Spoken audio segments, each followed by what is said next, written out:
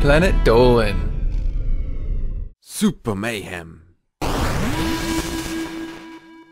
Creepypasta is not a new thing. It's existed for a very long time and has only recently become more popular with the rise of the Slender Man creepypasta that became a game.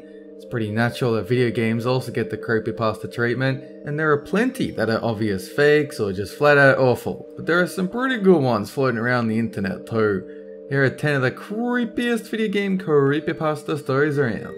Number 10. The Terrible Secret of Animal Crossing is a bit different to an outright creepypasta. Instead of the usual story of a video game that kills people, the author here constructs his piece of horror by means of a let's play. Predating many other entries in the broken video game genre of creepypasta, there's no doubt that this one had some influence on future stories. Chewbot uses actual screenshots and dialogue from the children's game to back up his story, which is one of small town secrets, diabolical mutations, and the main character's mental health decline. As the story continues, the author switches to his own storyboards to tell the tale, as you can't exactly be screen capping a decaying Tom Nook, for example. This is one spooky, well-documented tale. Number 9. Pale Luna. Not much is known about this mysterious creepypasta titled Pale Luna. It speaks of a game which was never circulated outside the San Francisco Bay Area. Pale Luna was a text adventure, along the lines of Zork and the Lurking Horror. When the game starts, the player begins in a dark room, with moonlight shining through the window. The story gets spookier as the player follows the commands, with incorrect answers leading to the computer freezing and requiring a hard reboot. A man named Michael Nevins alone persisted with the game, making it finally spit out what he deemed to be geographical coordinates. Naturally, Nevins had the spare time to investigate and made his way to the location given in the game. Upon arrival, he noticed the ground was raised right on the coordinates given. When he started digging there, hoping for treasure, he unearthed the badly decomposing head of a little blonde-haired girl. Because of the software swapping nature of the day, police never found the developers of Pale Luna. Number 8. Herobrine is one of the most popular video game creepypastas in recent history, even though he's really not that creepy. This one comes from Minecraft. According to popular belief, Herobrine is the spirit of Notch's dead brother, who was trapped in the game and he now haunts single-player worlds. Herobrine has the base skin except for bright white eyes instead of the standard ones. He is said to build structures in the world, grief players, and cause issues to the player's game. Most patch notes for the game now included removed Herobrine as a reference to this story. There are even mods that actually add Herobrine to the game. Even though his legend is completely fiction, he's left a lasting impact on the Minecraft community. Number 7. LSD Dream Emulator, The Grey Man.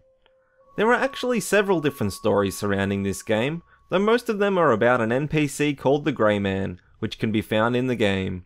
In one story, after experiencing something terrifying in the game, a man asked for help from his friend to translate some Japanese text from the game. Several days after reading this text, his friend went back to Japan and killed the creator of the game. True or not, these are some very dark stories about the Grey Man from this game. Number 6. The Theatre. There's some debate about whether or not this game even existed. It was released around the same time as Doom, and only CD-ROM versions of it have ever existed. The entire game is pretty creepy. There's even a story about the discs of the game that say the images on the front will change if you smash it. Those who have played the original game reported some creepy things, even when they followed the game's directions. For example, the swirly head man replaces the ticket taker. Footsteps can be heard, there are screeching sounds, and the ticket taker even warns the player about progressing through the game. A remake of the game was supposedly released by a fan of the creepypasta. Number 5. Tails Doll Curse.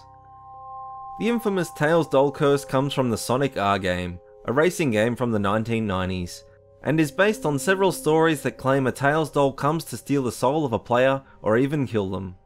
According to the story, there are 3 ways to trigger the Tails Doll Curse, however 2 of them are based around 100% completing the game, and the other requires the person to sing a specific song in a dark bathroom.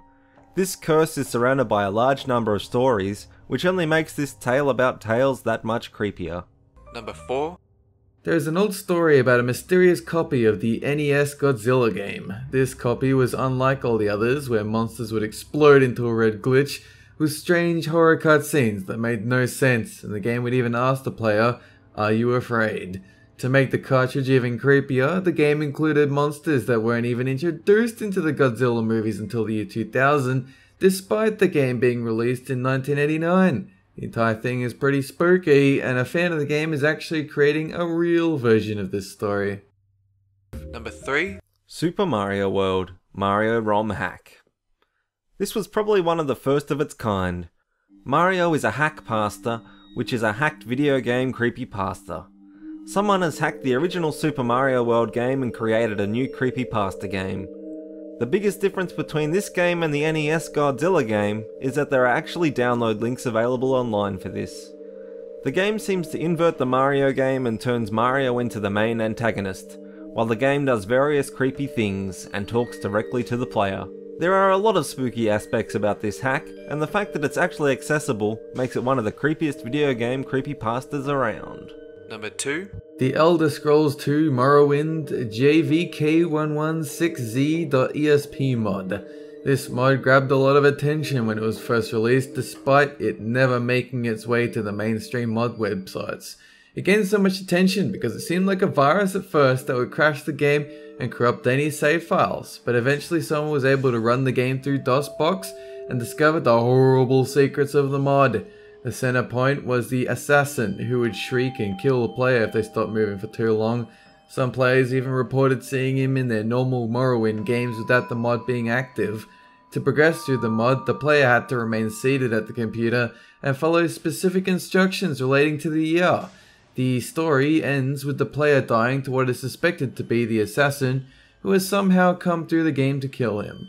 It's a very creepy story, and the mod is still available to download from certain places on the internet for people who are brave enough to try and complete it. Number 1. Lavender Town Syndrome. This is one of the most well-known creepypasta stories in gaming, the Lavender Town song that apparently drives children to suicide. Rumour says that the music used extremely high frequencies which only younger players could hear, and due to this music at least 200 children committed suicide, and many reported severe headaches after listening to the theme. As a result of this, the Lavender Town theme music was modified to a lower frequency. If the fact that the music was actually changed isn't creepy enough, then in 2010 someone claimed to have discovered that putting the MP3 into a spectrogram would form images that translate to "Leave Now." If you're interested in more creepypastas, why not check out the video I just did with Tim from Super Mayhem? Whilst you're there, why not subscribe to Super Mayhem too? It's free! That's it for this countdown, and have a good one!